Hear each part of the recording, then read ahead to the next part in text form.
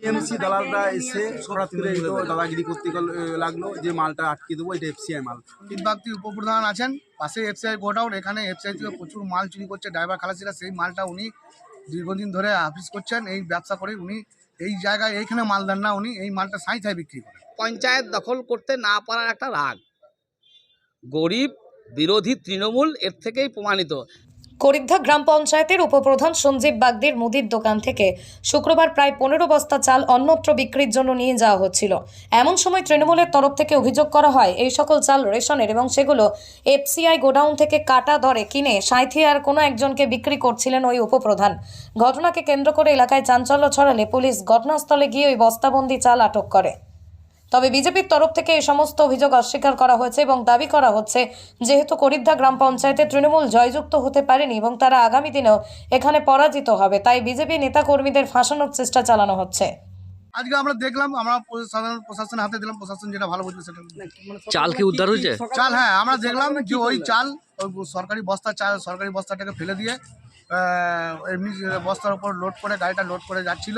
তখন আমরা ধরি, গ্রামের লোক এসে প্রচুর লোক দেখলেন, এবার ধরে আমরা প্রশাসন হাতে দিলাম। বিজেপি দলের প্রধান, হরিদ্বঞ্জের বিজেপি দলের উপপ্রধান কি নাম? অভিযোগ কি? এবার তো অভিযোগ চাল চুরি, চুরাই চাল বিক্রি করা। দেখুন, চালগুলো তো আমি এমনিতেই দোকানে, নটকন দোকানে আমি 5 কিলো করে ওনাকে দিয়ে যাই, পাড়ার লোক দিয়ে যায়, গরিব মানুষ দিয়ে যায়। এমনি করে প্রায় 10 বস্তা মতো, 10-12 বস্তা মাল করেছিলাম। তো এখন এখানকার স্থানীয় কিছু টিএমসি অভিযোগ যে মালগুলো এফসিআই বড় নেতা প্রসাদ বলছে, নিয়ে যেতে পারছে কিছু টিএমসি পার্টির ছেলেদের দালালদের অভিযোগ যে এইগুলো এফসিআই মাল, কিন্তু এই এফসিআইয়ের সঙ্গে কোনো সঙ্গই নয়। এগুলো আমাদের নটকন দোকানের চাল, পড়া চাল। এটা প্রায় 20-25 দিন ধরে আমি এই মালগুলোকে রেডি করে একটা করে জড়ো করেছিলাম। সেই মাল প্রথম কথা, প্রথম অভিযোগই সর্বৈব মিথ্যা। উপপ্রধানের বাড়ির থেকে চাল উদ্ধারের মতন ঘটনা কিছু ঘটেনি।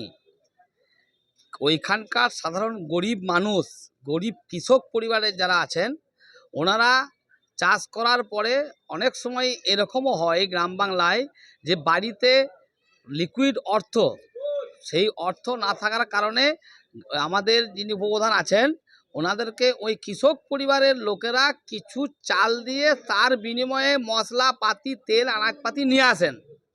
সেটা আপনাদের সামনে গ্রাম বাংলা ওখানকার লোকাল গ্রামবাসী বলছেন। সুতরাং এসব ভুল ভাল কথা বলে, এটা অ্যাকচুয়ালি বিষয় হলো পঞ্চায়েত দখল করতে না পারার একটা রাগ, গরিব বিরোধী তৃণমূল এর থেকেই প্রমাণিত।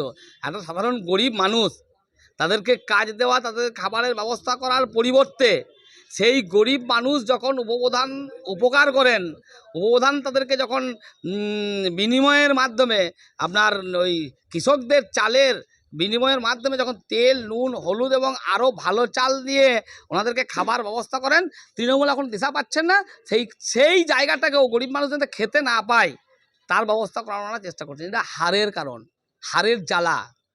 আগামী যে লোকসভা নির্বাচন, সেই লোকসভা নির্বাচনে করিদ্ধা পঞ্চায়েত থেকে তৃণমূল কৃষকদের দ্বারাই বঞ্চিত হয়ে 10,000 ভোটে ভারতীয় জনতা পার্টি লিড হবে। সেই আগাম আবহাওয়া বুঝতে পেরেছেন, তাই ওনারা কী করবেন বুঝতে পারছেন না।